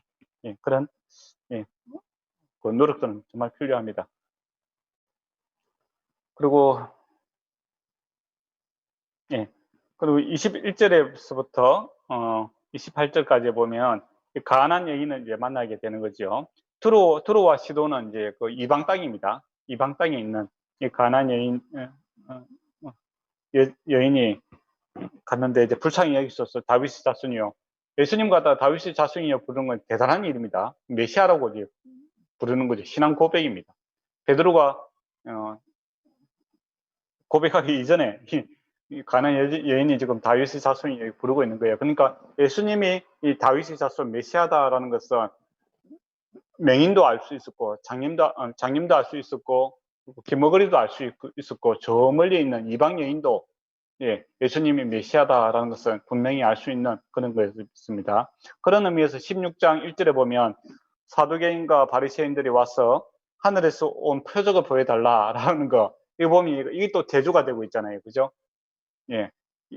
하나님의 구약에 대한 하나님의 약속에 대해 말씀을 모르고 있는 이 여인도 예수님이 하시는 것을 보고 이분이 메시아구나 라는 것을 고백했는데, 구약 성경에 대해서 잘 자기 전문가라고 하는 이 제사장들, 사두개인들은 제사장 그룹이니까요, 하고 그다음에 바리새인들, 율법에 대해서 자기 전문가라고 하는 사람들이 계속 예수님께 표적을 구해달라라고 하는 것은 이제 아주 극적인 대조를 나타내고 있는 거죠. 그러니까 마음이 없는 거지 표적이 부족한 것이 아니다. 그것을 볼 수 있습니다.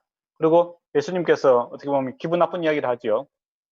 26절에 보면 자녀의 떡을 취하여 개들에게, 이 개는 애완개를 가리킵니다. 그리고 또 덜개를 가리킬 때 쓰는 단어가 따로 있어요. 예수님이 아주 기분 나쁘게 한 건 아니에요. 그냥 일상생활에 있을 때 우리가 밥 먹다가 집에 키우는 애완견이 있으면 그 고기 하나 주고 그러잖아요. 그렇게 표현을 했는 겁니다. 그러니까 개들도 주인상에 떨어지는 부수기도 먹습니다. 은혜를 구하는 그런 심령이 가난한 자의 모습을 보여주고 있는 거죠. 은혜와 자비를 구함으로써 천국이 너희 것이다. 그러니까 심령이 가난한 자는 복이 있나니 천국이 너희 것이다 라는 것이 여기서 이제 그대로 실현이 되고 있는 것을 보게 됩니다.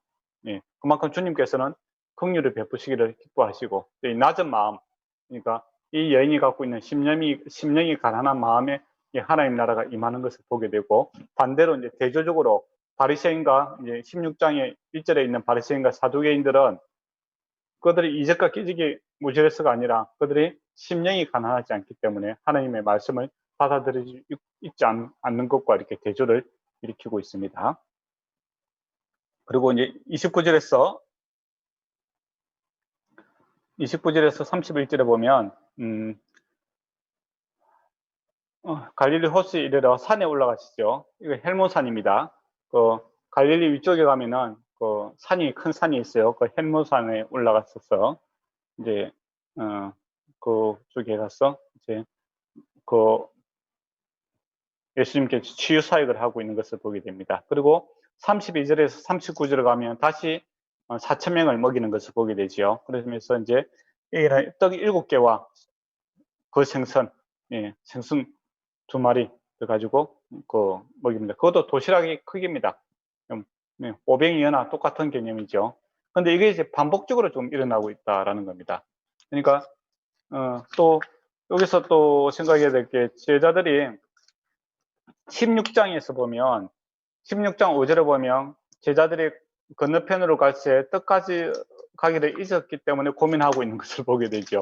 그래서 사람은 이 먹고 마심에 대해서 늘 예민하고 또 거기에 대한 관심이 늘 사로잡힐 수밖에 없는, 육신을 입고 있는 이상 그런 연약한 모습이 있습니다. 그래서 무엇을 먹을까 무엇을 입을까에 대해서 염려가 늘 끊임없이 있죠. 그래서 목사님이라고 해서 늘 하나님 나라고 얼마 생각하는 것이 아닙니다. 목사님들도 무엇을 먹을까 무엇을 입을까 이게 고민할 때가 많아요. 믿음이 작기 때문에 생기는 현상들이고, 그런 어떻게 보면 당연한 겁니다. 제자들도 그런 것처럼 우리가 연약한 부분이 있어요. 그러나 이것은 내가 배를 부름으로 해결되는 문제가 아니라 주님을 다시 재확인함으로써 이 두려움과 염려는 없어진다는 겁니다. 그러니까 통장에 돈이 들어올 때 이 문제가 해결되는 것이 아니라 주님께서 반복적으로 우리의 연약함을 아시고 무엇을 스스로 이 끼니를, 생명을 영장시킬 수 있는 기술이 없다, 능력이 없다는 것을 아시고 때를 따라 도우신다라는 것을 보여주고 있죠. 그럼에도 불구하고 제자들은 다시 어떻게 됩니까? 오병이어와 예수님께서 바로 그렇게 이야기하십니다. 16장 9절에서 10절에 보세요. 너희가 아직도 깨달지 못하느냐? 떡 5개로 5,000명을 먹이고 죽은 것이 몇 바구니며 떡 7개로 4,000명을 먹이고 죽은 것이 몇 간주리가 기억하지 못하느냐, 이렇게 이야기하시잖아요. 그러니까 근데 우리가 어떻게 보면 이 기억 상실증에 걸린 것처럼 사람들이, 신자들이 늘 그래요. 주님께서 때를 따라 도우시고 또 한 번도 굶긴 적이 없는데 계속 우리는 다음에 하나님께서 도와주지 않으면 어떻게 할까? 그런 염려 속에 살아가는 연약한 모습이 제 안에 있었습니다. 네. 저거 이제 신학을 처음에 하게 되니까 사례를 너무 작게 주더라고요. 그래서 이거 하고 살아갈 수 있겠는가 생각을 하고 한번 실제로 살아봤습니다. 그러니까 빵 있잖아요. 빵 하나 사고 우육한 거 있잖아요. 그거 하루 3개 나눠 먹으니까 딱 되겠더라고요. 그리고 한 몇 달 살아보니까 기분이 되게 나쁘더라고요. 기분 안 나쁘면 이상한 사람이죠. 저는 기분 나빴어요. 주님한테 좀, 이래갖고 안 되겠는데요. 저 솔직하게 이야기합니다. 안 되겠습니다. 이래갖고는. 그러니까 아주 서투한 마음이 들고, 이라고 살아가겠나, 이제 그 생각이 들었더라고요. 그때 이제 기도하는 중에 이제 하나님께서 이제 음성을 이야기하시는 것을 그때 들었어요. 내가 너를 굶긴 적이 있느냐, 이렇게 이야기하시는 거예요. 가만히 생각해도 굶긴 적은 없는 거예요. 예, 그렇습니다. 지금도 이제 잘 먹고 있고, 예, 우리가 이제 늘 이렇게 먹고 마심에 대해서 늘 고민할 수밖에 없는 것이, 사람이 고민입니다. 연약함이죠. 그런데 이것은 통장에 돈이 들어온다고 해결되는 것이 아니고 믿음이 회복돼야 이게 문제가 됩니다. 그래서 한번 생각해 보세요. 하나님께서 때를 따라 도우시고 여러분이 이때까지 굶어 죽은 사역자들이 굶어 죽은 적이 없어요. 매에 맞아 죽은 적은 있어도, 돌에 맞아 죽은 적은 있어도 굶어 죽은 적은 없습니다. 그리고 강야에 있어서도 하나님께서 메추라기를 보내시고 그렇게 했잖아요. 그죠? 하나님께서 생명을 주시고 생명을 영장하는 그런 은혜를 하나님께 달려 있다라는 것을 우리가 늘 기억해야 됩니다. 그래서 이제 사역자들은 좀 솔직히 할 필요가 있습니다. 네, 뭐 괴로운데 안 괴로운처럼 이렇게 이야기하지 마시고 하나님 앞에 외식하면 안 됩니다. 힘들면 힘들다고 이야기하시고, 거기에 대한 답을 얻으셔야 되고, 또 하나님께서 실제로 능력이 되시는 것들을 경험해야 됩니다. 근데 어떤 사람들은 힘든데 이제 뭐 이거 이런 뭐 고행의 길이다 하고 이렇게 주장하시는 분이 있는데, 주님께서 고행을 이야기한 적이 없어요. 제자들에게 십자가의 길을 지고 따라오라고 했는데 제자들이 뭐 고행을 하고 다닌 건 아니잖아요. 그죠? 베드로도 그렇고 바울도 그렇고 제때 되면 삼시세끼 다 먹었습니다. 물론 다이어트 할 때는 안 먹었겠지만은 그들이 또 옷이 흐려진 적이 없었고, 그죠? 또 다른 사람을 능히 도울 수 있는 그런 능력의 삶을 살아가는 것을 보게 됩니다.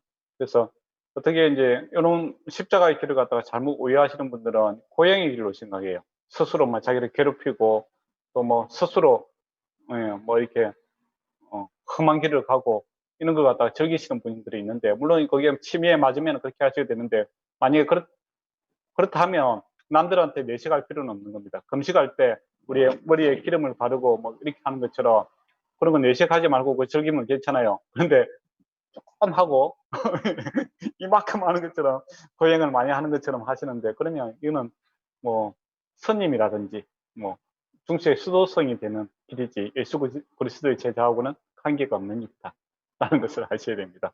그래서 하나님께서 제자들에게 항상 일정한 양식을 주시고 때를 따라 도우시고 또 풍요롭게 하시고 또 나의 풍요를 다른 사람에게 나눌 수 있는 그런 충만함을 하나님께서 주시는 그런 분입니다. 그래서 인색하지 않은 분이시다라는 것을 우리가 아셔야 됩니다. 근데 때로는 이제 우리에게 필요할 때는 이제 그런 기간들이 있어요. 그렇지만은 우리가 깨우침을 얻고 나서는 다른 사람을 능히 도울 수 있는 그런 능력의 삶을 살아갈 수 있는 것이 복된 제자들의 길이다라는 겁니다. 근데 자칫 잘못하면 이 고행하고 뭐 이렇게 이런 걸 갖다가 예수 그리스도의 제자의 삶으로 오해하시는 분들이 있는데 그건 아닙니다. 그리고 실제로 그렇게 이야기하시는 분, 그렇게 하시는 고행을 하는 것처럼 이야기하시는 분들 보면 제가 보기에는 외식이 많아요.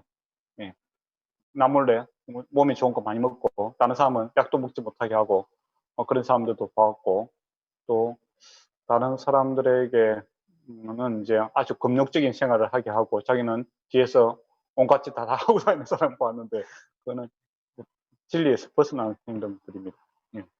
사람이 솔직해야 돼요.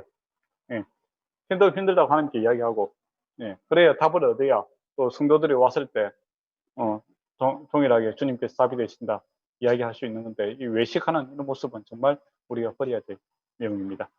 그래, 오늘 여기까지 했는데 혹시 뭐 질문할 거 있습니까? 제가 한국말을 잘 몰라서 그런 걸 수도 있는데 예. 그 바리새인과 사두개인들의 누룩을 주의하라는 게 무슨 뜻인지. 네, 16장의 내용은 다음 주에 할 건데, 네. 누룩은 이제 그겁니다. 여기서 누룩이라는 가르침, 교훈, 외식하는 모습이죠. 네. 바리새인들이 가리키는 내용, 그러니까 외식하는, 진실되지 못하는, 또 이제 자기들의 가르침을 통해서 아까 전에 말했던 것처럼 문화적인 우월성을 가짐으로써 이제 지배의 통치 수단으로 삼고 있는 그런 요소라든지, 또 회피하는 수단, 그러니까 부모를 공경해야 되는데 이제 하나님이 일한다고 해서 그걸 회피하는 수단, 외식적인 그 가르침을 삼가해라. 그건 이제 누룩에 비유를 해서 표현한 겁니다. 본문에도 이제 그렇게 되어 있습니다. 제자들이 이제 이해를 못하니까 12절에 보면 사두개인의 교훈을 삼가하라 하신 말씀인 줄 깨달았더라, 그렇게 되어 있죠.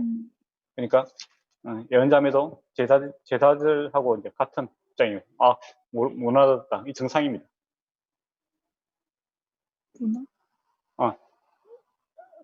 제자들도 예언자매처럼 못 알아들었다 이거죠. 그러니까 예수님께 다시 이야기해 줬다 이겁니다. 예, 그래서 우리가 성경 읽을 때 계속 질문을 많이 해야 됩니다. 예, 질문을 많이 하고, 제자들도 모르는 거 물어보지 않습니까? 솔직하게. 그러니까 예수님께서 바로 가르쳐 주시고, 예, 그게 중요합니다. 네. 예, 신앙은 질문을 많이 해야 됩니다. 예. 근데 오해는 이제 믿음이 좋다면 그냥 맹목적으로 이해 안 돼도 이제 받아들이는 것을 믿음이 좋은 걸로 생각하시는 분이 있는데, 그거는 기독교가 아닙니다. 제자들은 항상 모르면 물어봐요. 그러면 예수님이 바르게 이야기해 주시고, 그 안에서 그렇게 할 수 있는 것은 예수님이 살아계시고 또 진리이기 때문에, 자신감이 있기 때문에 가능한 일이다라는 겁니다. 근데 자신감이 없으면, 가르치는 사람이 자신감이 없으면 어떻게 합니까? 질문을 못하게 하죠. 예, 사실이 아닌 것을 가르치는 사람들은 질문을 못하게 합니다. 예, 몇 번 이렇게 물어보면 거짓말이 나타나기 때문에 질문을 못하게 하는 거고, 예수님은 끊임없이 질문하라고 합니다. 그 이유는 뭡니까? 실상이 있기 때문에, 주님께서 진리이기 때문에, 참으로 역사할 수 있는 능력이 있기 때문에 질문하고, 의문을 가진 것들에 대해서는 주님께서 아주 기쁨으로 이 문제를 해결합니다. 그런데 바리새인들처럼 모르는데 아는 것처럼 하고 그렇게 하는 것에 대해서는 아주 싫어하시죠. 예.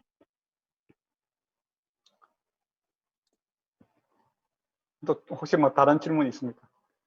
그러면은 방금 말씀하신 게 사실이 아닌 거를 가르치는 사람들을 질문을 못하게 한다 하셨을 때는, 그러면 이제 지금 현재 있어서 기독교가 아닌 다른 이단들도 그러니까 실상이 아닌 것들을 가르치니까 아예 질문을 못하게 일방적으로 설교를 하고 끝내는 방식으로 하고 있나요? 그렇죠. 매목적인 것을 요구하죠. 네. 물어보고 이런 거 질문하는 것들은 믿음이 없다. 이제 그런 식으로 이야기를 하죠. 예, 또 네가 믿음이 없어서 그런 것 하면서 몰아붙이는 경우가 있고, 또 그 이단들의 이제 틀이 있습니다. 자기들이 만드는 틀이 있죠. 근데 이 논리의 틀이 아주 연약하지요. 예, 그래서 다르게 이야기하면, 만약에 하나님은 한 분이시다, 뭐 그렇게 이야기하잖아요. 그죠? 뭐 하나님은 한 분이고 예수님은 하나님이 아니고 뭐 그렇게 이야기하잖아요. 그러면 이제 제가 이제 전도사 때 지하철 탄다고 기다리고 있으니까 어떤 이제 여자 청년이 이제 와서, 그 하나님의 교회 뭐 그쪽에 다니시는 분 같아요. 그래서 그러니까 하나님은 한 분이신데 교회 다니는 사람들은 하나님이 성부, 성자, 성령이 있다 하니까 잘못됐다, 그런 식으로 이야기하더라고요. 그래서 제가 엘로힘이, 성경에 엘로힘이 하나님 뜻입니다. 그게 보면 복수형으로 되어 있어요. 복수형으로 되어 있는데요 하니까 상당히 당황스러워 하더라고요. 그러면서 자기 전도사님 데려오겠다고 하대요. 그러니까 질문하는 거 싫어하죠. 논리 틀이 이제 아주 약하기 때문에. 그러나 기독교는 질문을 좋아하십니다. 그래서 선지자가 할 수 있는 게 질문이에요. 그 구약에 보면 선지자가 뭡니까?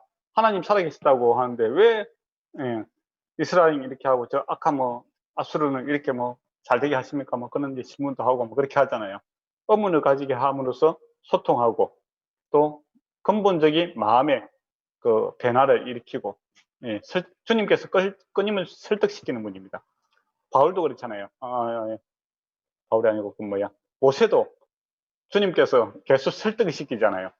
그리고 모세가 하는 일은 뭐냐면 의문을 가지는 이스라엘을 끊임없이 설득시키는 일이 그가 하는 일이었습니다. 그렇다면 목회자는 이제 선지자적 요소가 있다면은 우리가 끊임없이 고민해야 되는 거죠. 왜 하나님 살아계시고 우리가 함께 하시고 이렇다 하는데 왜 오늘 날 우리 교회에서 또 우리 사회에서 왜 이렇습니까?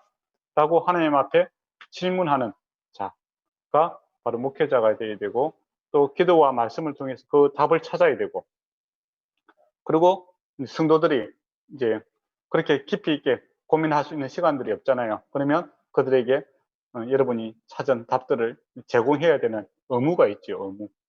이거는 뭐 의무입니다. 그래서 목회자들에게 성경 보고 기도할 수 있는 시간을 갖다 많이 이렇게 주는 이유가 어떻게 보면 이 시대에 대한 또 신앙에 대한 깊은 고민들을 하고 하나님과 깊은 질문들을 하면서 살아라라고 해서 그런 시간적 배려를 해주는 것이죠. 예, 그게 우리가 해야 될 첫 번째 일이기도 합니다. 그게 또 설교이기도 하고요. 예. 예, 혹시 또 다른 거 없습니까? 이제 귀찮습니다. 야, 저는 질문 받는 거 좋아합니다. 예, 혼자서 이야기하면 힘들잖아요. 이 목사님 그러면 어떻게 할까요?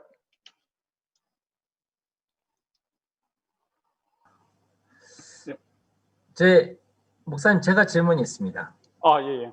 네. 뭐 이제 뭐 이렇게 요새 한국에서 저희는 이제 여기 있으니까 좀 네. 한국에서 피부로 느끼는 거 잘 모르는데 그 뭐 교회가 많이 지탄을 받고 있지 않습니까? 특별히 예. 이제 코로나 사태 관련해서 네. 이제 뭐 하나는 이제 그 지탄은 왜 모든 교회가 절대 그런 게 아닌데 이제 어떤 비대면 예배를 강행하는가에 대한 네. 그런 부분도 그렇고 뭐 이제 흔히 그 이제 소위 그 언론에서는 그 우익과 관련시켜서 교회가 네. 그런 우익이고 뭐 또 뭐 어디에서 집회를 하는 그런 문제들이 있다.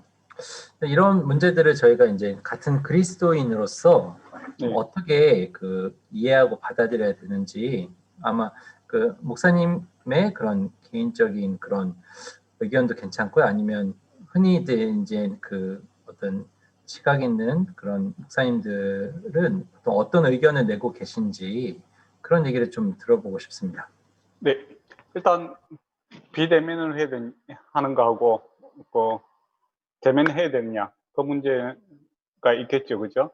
근데 이거는 뭐 두 개 다 가능하다고 생각합니다. 예배의 본질은 이제 하나님과 관계성이겠죠, 그죠? 그리고 또 우리 성도들 간의 관계성인데 이게 뭐 만난다고 그러니까 육체적으로 만나는 거하고 영상으로 만나는 거하고 그 본질이 훼손되는 것은 아니라고 생각하고 근데 이제 사회에서 지탄거리가 되고 있다라는 것은 이제 정치적으로 보면 저는 두 가지 이유가 있다고 생각합니다. 첫 번째는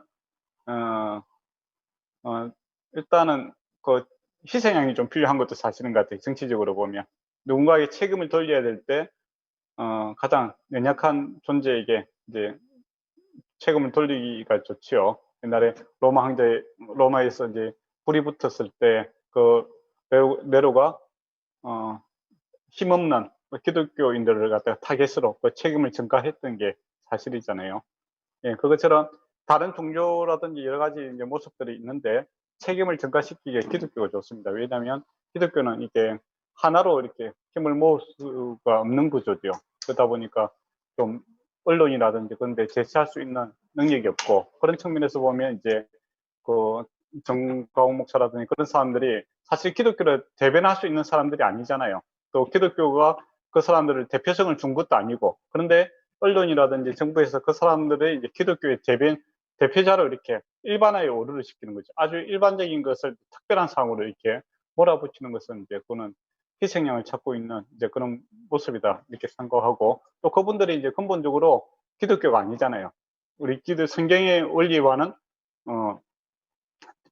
대치되는 그런 행동을 있기 때문에 기독교 자체 안에서 이 사람들에게 대표성을 주지 않습니다. 그런데 계속 그러니까 언론이라든지 정부에서 그 사람들이 기독교를 대표하는 것으로 계속 이야기하고 그렇게 만들어 간다는 것은 정치적인 그 의도가 있다라고 저는 개인적으로 그렇게 생각합니다. 그리고 이제 그분들은 이제 자체적으로 문제가 있는 분들이고, 그러니까 예수님의 가르침이라든지 전체 기독교가 갖고 있는 그런 사상을 대변하지도 아니하고 또 거기서 완전히 많이 벗어난 그런 사람들이죠. 예. 그래서 그분들이 그 기독교를 이용하고 있다. 그래서 다 이용하고 있는 거죠, 기독교를.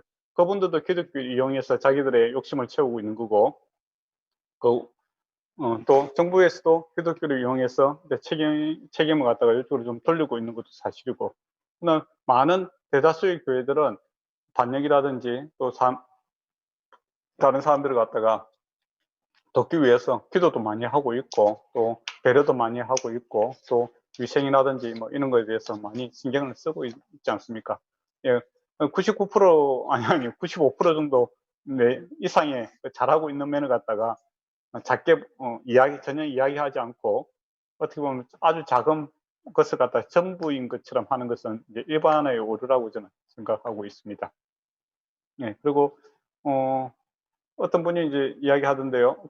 만약에 신앙적인 측면에서 뭐 목에 칼이 들어와서 우리가 예수님 믿겠느냐 안 믿겠느냐 했을 때는 우리가 신앙을 지키기 위해서 목숨도 걸어야 되는 것이 맞는 거고, 그런데 다른 사람에게 피해를 주기 때문에 우리가 다른 형태의 예배를 드려야 된다면 그 형태를 바꾸는 것도 옳은 일이죠. 예. 그러니까 근본적인 가치가 하나님 사랑과 이웃 사랑이라는 방법이 있다면 그것은 본질적인 것은 변할 수 없는 거고, 그러나 시대에 따라서 옷을 바꿔 입을 수 있는 거죠. 그러니까 장로교에서 예배드리는 형식과 침례교에서 드리는 예배의 형식이 다르잖아요. 그리고 한국에서 예배드리는 형식과 중국에서 예배드리는 형식이 다른 것처럼 비본질적인 것들은 언제든지 바꿀 수 있다고 생각합니다. 그러나 본질적으로 하나님께 영광이라든지 하나님께서 하시는 일, 또 성도 간의 아름다운 교제들은 그 시대나 문화에 따라서 늘 바뀔 수가 있는 것들은 우리가 수용 가능하다고 생각합니다. 네. 그리고 네. 네. 선생님 감사합니다. 네, 죄송합니다. 질문이 하나 들어와서 이 질문으로 네. 해도 될까요? 죄송합니다. 아키 사모님 질문인데요. 네. 예수님은 5,000명과 4,000명의 그런 굶주린 사람들 앞에 네. 곧바로 먹을 것을 주신 것이 아니라 일부러 네. 아무것도 가지고 있지 않은 그런 제자들에게 네. 너희들이 그들에게 먹을 것을 주어라라는 네. 명령하신 것은 네. 그 제자들의 믿음을 보고 싶어 하셨던 그런 것일까요? 예를 들면 보통 우리가 생각해 보면 그 제자로서 는 약발에 그게 이제 많이 부담감이 되었을 텐데, 부담감이 느꼈을 네, 텐데, 그렇죠. 근데 예수님께서 이제 이런 과정을 일부러 겪게 하신 이유가 무엇인지 거기에 대한 질문이 있습니다. 그건 좋은 질문, 아주 좋은 질문이라고 생각합니다. 예수님께서 항상 일을 하실 때 사람을 통해서 일을 하십니다. 근데 사람을 통해서 일을 하실 때 사람의 믿음이라는 것을 이제 요구를 하시죠. 근데 그 믿음의 본질은 뭐냐라고 했을 때 내가 갖고 있는 것으로 하는 것이 아니라 하나님께서 하신다라는 그 고백을 우리가 주님께서 받기를 원하시는 겁니다. 그래서 제자들에게 사람들에게 빵을 나눠 주어라라고 했을 때 이제 믿음의 본질을 다시 깨우치는 것은 나의 능력이 아니라 나의 이 일은 하나님이 하실 것이다라는 믿음의 고백이죠. 믿음으로 한다고 해서 나의 능력이 아니라 하나님의 능력을 인정하는 것이고, 또 하나님께서 이 일을 하실 것이다라는 것을 이제 다시 고백하게 하고, 또 그것이 또 실현되는 것을 봄으로써 하나님께서 우리와 함께 하신다라는 것을 본인이 믿음이 커지게 되는 거고, 또 다른 사람도 이제 그 일에 기뻐하게 되는 거죠. 그러니까 하나님의 기쁨에 그 기쁨을 제자들을 동참시키기 위해서 그러한 것들을 요구하고 있다라고 생각합니다. 그래서 우리가 예수 그리스도의 제자들이 또 목회를 한다든지 그렇게 할 때 하나님께서 우리에게 사역이라는 것을 통해서 어떤 것들을 요구하게 되지 않습니까? 근데 그때 공통적으로 우리가 고백하게 되는 것은 이 사역이 힘들다라고 이야기하는 것이 아니라 이 일을 함으로써 행복하다, 참 기쁘다라는 것들을 고백하게 되는 겁니다. 그때 동시에 고백하는 것은 하나님께서 이 일을 우리와 함께 하시고 또 하나님 살아계십니다. 이런 것들을 고백하게 되는 것과 같은 원리라고 생각합니다.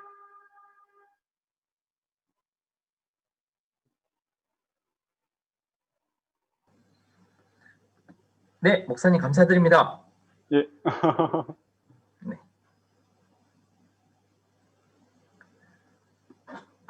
네, 괜찮을 것 같습니다, 목사님. 예, 끝내도 될까요? 네, 고맙습니다. 예, 그러면 오늘도 연자님께서 기도해 주시고 마무리하도록 하겠습니다.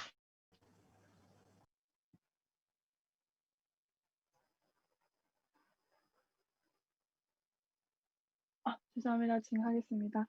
사랑하는 아버지 감사합니다. 주님 이렇게 또 이 자리에 나와서 함께 김성호 목사님 통해서 마태복음 강의 들을 수 있도록 허락하여 주셔서 아버지 감사합니다. 주님 한 말씀 한 말씀 공부하고 배울 때마다 아버지 당신께서 얼마나 깊게 저희들에게 알려주시고 또 다가와 주시는지를 깨닫게 됩니다. 아버지 좀 지금 어려운 시기이고 아버지 기독교가 또 정말 이렇게 지탄받고 또 정말 안타까운 상황이 지속되고 있지만 주님 그 가운데서도 아버지 당신의 은혜를 구하며 아버지 어떻게 이웃을 사랑할지 어떻게 주님께서 보여주는 그 사랑을 저희들도 다른 사람에게 보여줄지 더욱더 기도하고 노력하고 또 공부하면서 그렇게 주님 사랑 전할 수 있는 저희들이 될 수 있도록 주님께서 인도하여 주시옵소서. 주님 이제부터 있을 또 일주일 동안 시간 동안도 주님께서 함께 하여 주실 거 믿고 감사드리며 사랑하는 예수님의 이름으로 기도드렸습니다. 아멘. 네. 네, 잘 지내세요. 감사합니다. 네. 목사님 감사합니다. 네, 목사님 잘 지내세요. 네, 고맙습니다, 목사님. 네.